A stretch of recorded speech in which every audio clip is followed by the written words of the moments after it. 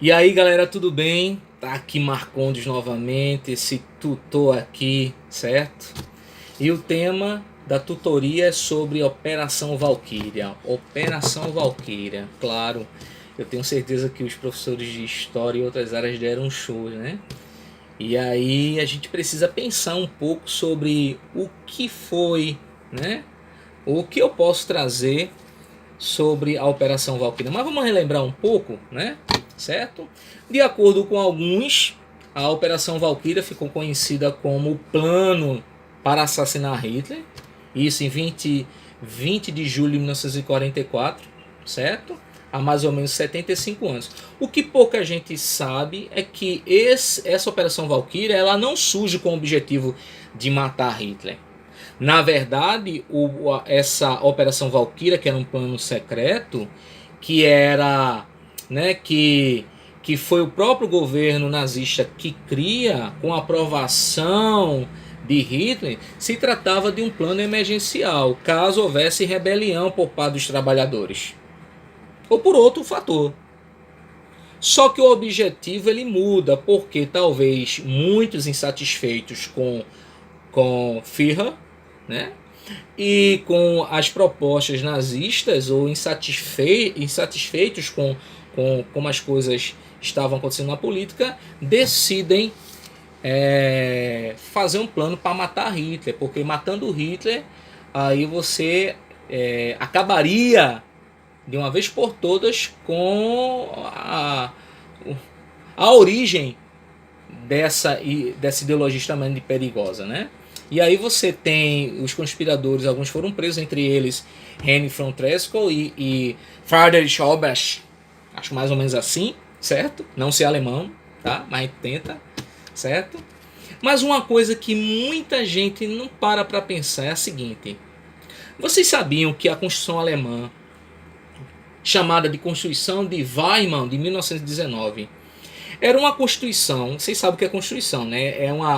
A lei principal de um país, de uma república, ela que rege todo o direito de um país, né? O que pode, o que não pode. E essa constituição de 1919, ela tinha 4 pilares importantes. Você tem um dos pilares, defender a república, defender a democracia, o Estado Federal e direitos fundamentais. Direitos fundamentais, sério sim, porque a Constituição alemã, a Constituição de Weimar, de 1919, ela estava inserida dentro de um contexto, como documento, que visava limitar e disciplinar o poder, organizando instituições, garantindo direitos fundamentais. A pergunta é, como é que uma Constituição tão, como é que você está dizendo aí, Marco, que defende direitos fundamentais, como é que a aberração do nazismo surgiu dentro de uma Constituição como essa? Aí, meus amigos, é que está a questão, certo? Se a Constituição fosse interpretada de acordo com o que o artigo da lei dizia, o nazismo e suas atrocidades não aconteceriam. E a tese que eu trago para você é o seguinte: se fosse interpretado de maneira coerente com o texto constitucional, de acordo com os valores e os princípios da Constituição de Weimar, o nazismo não teria vez. Certo? Mas por que aconteceu? É isso que eu quero trazer para vocês. Vamos pensar, certo? Antes de assumir o poder supremo da Alemanha, o Führer, né, o Hitler, tentou dar um golpe de Estado. Né? Ele se achava muito inteligente, né? Enfim, o cara das galáxias, o top das galáxias, e aí tenta dar um golpe de Estado em 1923, só que dá errado, certo? Esse golpe passou a ser conhecido como Putsch, né, em homenagem, porque foi Putsch da cervejaria, porque teve início na cervejaria Burger Braukeller, certo? Contudo, o golpe deu errado e ele acabou sendo preso, certo? Durante a sua prisão, os magistrados deram um tempo muito maior do que o previsto na lei para que ele fizesse sua defesa. Para quê? O que é que Hitler faz? Ele transforma sua defesa num verdadeiro ato de propaganda dos ideais nazistas. A prisão fortaleceu ele, entende? E aí mas mesmo assim, com sua defesa, ele acabou sendo condenado, né, por crime de conspiração e intuito de traição. Beleza? Apesar do crime ser considerado gravíssimo pela Constituição alemã, certo?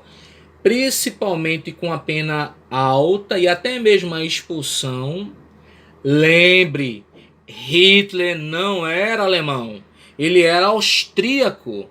Pois bem, mesmo assim, condenado em 5 anos de prisão, Hitler só cumpriu 9 meses da pena e foi libertado à revelia da legislação da época por mero entendimento dos juízes. Agora, por quê?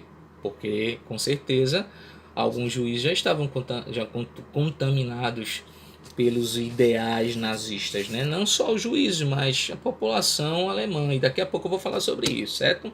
Então, Hitler consegue posteriormente o cargo de chanceler federal, em razão do seu partido ter sido bem votado. Então ele já começa, por causa da força do partido, ter uma grande representatividade. O que acontece? Em 1932, o presidente eleito, Paul Hindenburg, ele morre. E aí você tem uma vacância. Então, quem vai assumir o cargo? Né? E Hitler, ele acredita que ele é a pessoa mais preparada para assumir o poder e aí construir o ideal de um terceiro Reich, ou Reich, certo? No entanto, pela legislação, pelo artigo 54 da Constituição Alemã de Weimar, afirmava que o presidente federal é eleito sem debate prévio pela Assembleia Federal. É elegível, certo? Todo alemão que possua direito a voto, certo? Para o Parlamento Federal e que tenha 40 anos completos. Em si, a Constituição dizia que só quem poderia assumir o cargo de presidente era um alemão nato. A minha pergunta é, você que está assistindo essa tutoria, Hitler era alemão? Claro que não! Ele era austríaco, então em hipótese nenhuma ele poderia chegar a esse cargo. Mas assumiu, e a pergunta é, por que Marcondes? Essa aberração jurídica. Sabe o que aconteceu? Muitos alegavam no parlamento que mesmo Hitler não sendo alemão, mas ele tinha alma alemã. Ele era um profundo conhecedor dos costumes, do pensamento alemão. Por isso, descartaram o que a lei dizia e disseram assim, ele vai entrar. Não importa, foi. E aí foi aprovada